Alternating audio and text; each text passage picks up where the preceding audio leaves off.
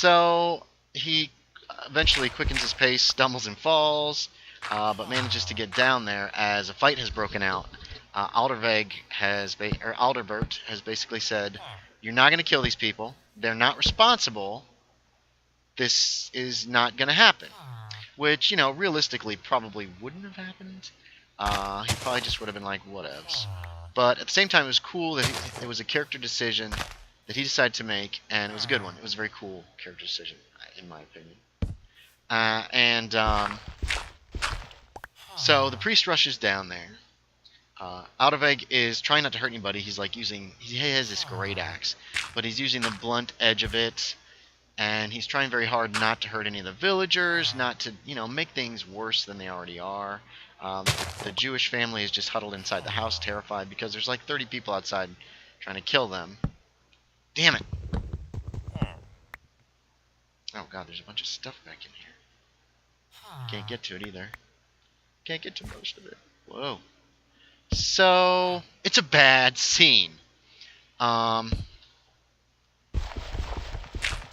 repair this tree real quick. And, it's going to require a lot of repairs.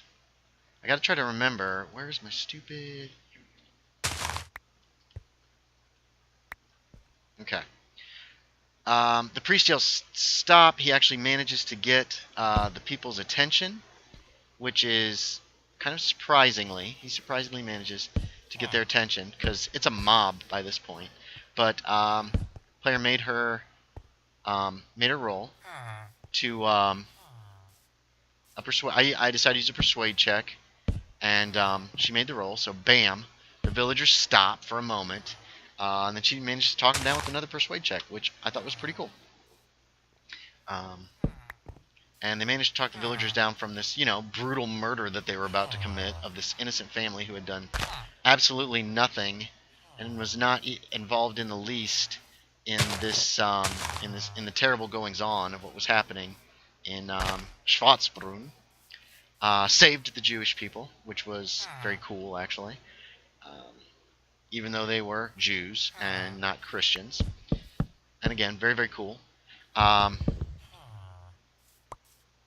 actually found out from them that a child had gone missing from another village, which was some ways away to the north. A child had gone missing and had been found killed. So they decided the next day to head that way after the Jewish family was gone. They headed back up north. They passed through this village, which I never named. I'm going to try to think of a name for the role-playing journal. And found out a child had gone missing and was killed, several days before. So this is all looking really, really bad. And they find out the date that the child went missing, and they decide, well, let's find out if anybody was not in the village or if anybody was not in the monastery on said date. Well, there was somebody missing from the monastery. There were two people not in the monastery. There was Valdemar, who was just another monk, and, what was his name? I'll have to look up his name. We don't want to leave that there. Wait, will glass connect to leaves? It will. I bet it will. Let's go ahead and get rid of this leaf.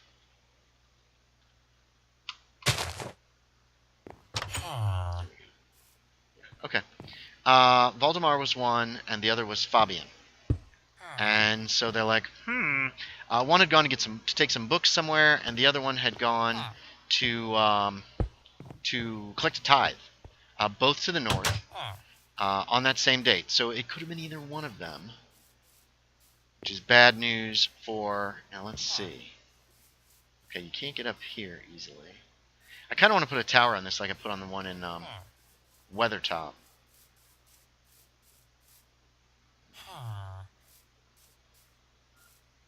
Hold on, let me figure this out. Trying to figure this out. Hoping I can make it look okay. So, they question both Valdemar and Fabian. And their questioning proves inconclusive. Because both of them seem very suspicious, is really what it comes down to. So, they're unsure what to do. Whoops. And, I mean, they can't just arrest them both. They sneak around a little. They search their rooms. They don't find anything conclusive. But then they have another dream. Bum, bum, bum. This time the dream is inside the church. They're in the church, and all of a sudden they hear this noise coming from one of the transepts. The transepts are the little areas on either side. With each of them has an altar dedicated to a saint, Saint Benedict and Saint John the Baptist.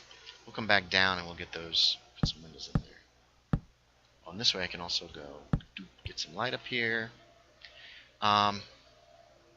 They go over to check the Saint John the Baptist one, and water is pouring up from underneath the altar. Let's do 6. It like bursts forward, and they get this idea that there's something down there, obviously.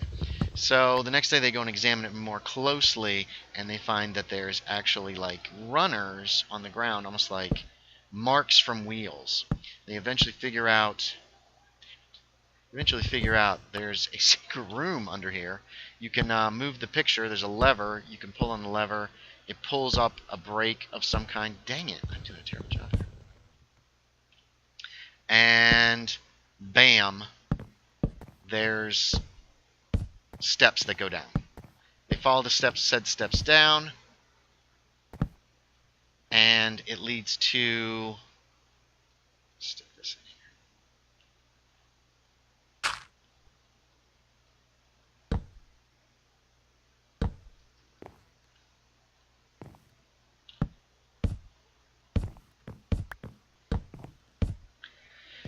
Then we're going to put a banner up here.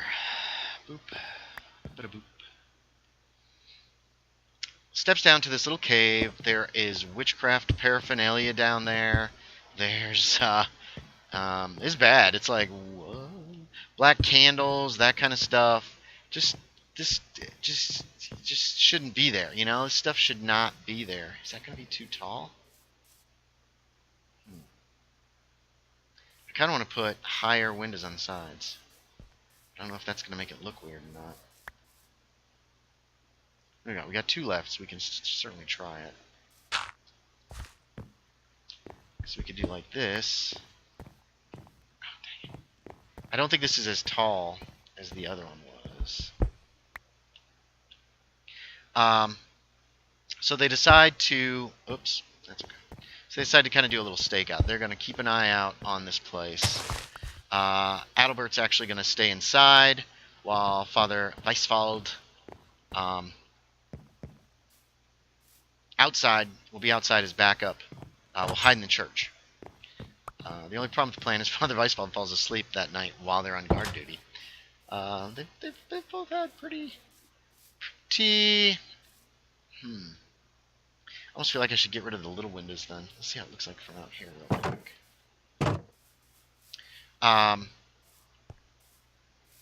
Anyway, this man comes down. It's Fabian.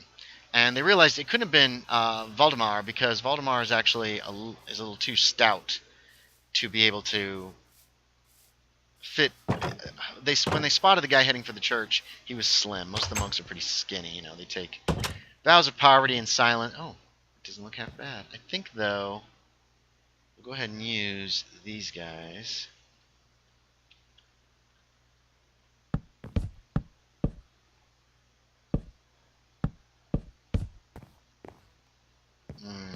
Maybe not. Huh. Oh, that doesn't look half bad. I mean, it covers up this window a little bit, but that's okay. That way it looks like the roof is helping to support the little tower. So he, Fabian tries to escape. Whoa. Where'd my FPS go? It's gone.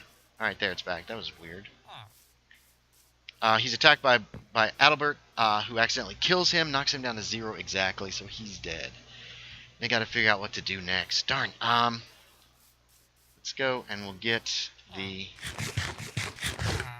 banner to put on that, and then I'll work on the exit from the village real quick while I finish this story.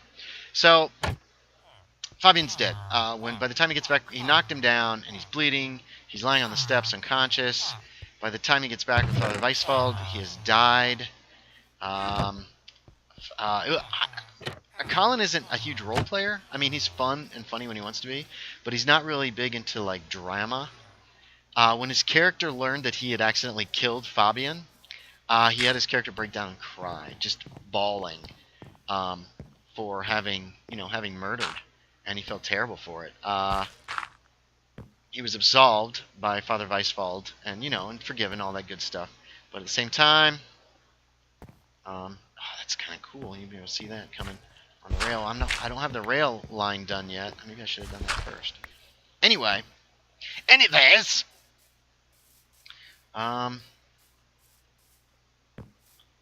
let's get working on the exit. There has to be a way out. We're gonna need some more fence. Give me just a moment.